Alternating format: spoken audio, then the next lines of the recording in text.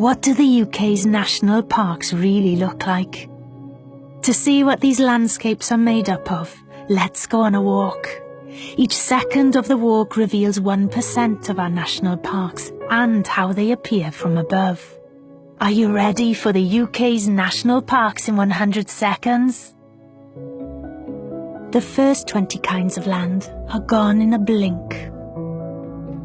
6 seconds and 6% of our walk is through crops. Peat bogs are large stores of water and carbon and are home to special wetland wildlife. They cover 12% of our national parks. The next 14 seconds of our journey, we can get lost in the woods, and for half that time, we pass through coniferous forests. Most have been planted by people. We spend 15 seconds crossing natural and semi-natural grasslands.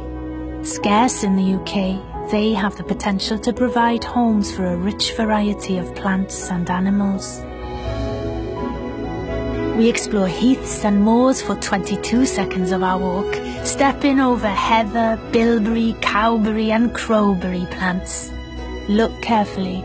Can you see a deer or a hare? Much of this land is managed for shooting birds through a combination of cutting, grazing and burning. Large parts of our national parks are agricultural lands, supporting the people, livelihoods and cultures that maintain the landscape. Our final 24 seconds is through pastures, which are mostly used for rearing cows and sheep. Our national parks were created to conserve and enhance their wildlife, beauty, heritage and use. They're for all of us to enjoy, care for and benefit from. So reflecting on what they look like and the challenges we face, what could we do to make the most of our national parks? What do you think? According to one legend, when the Viet people faced invasion, a dragon flew down from heaven to their defense. The creature sprayed not only fire, but also emeralds and jade jewels that became the Green Archipelago.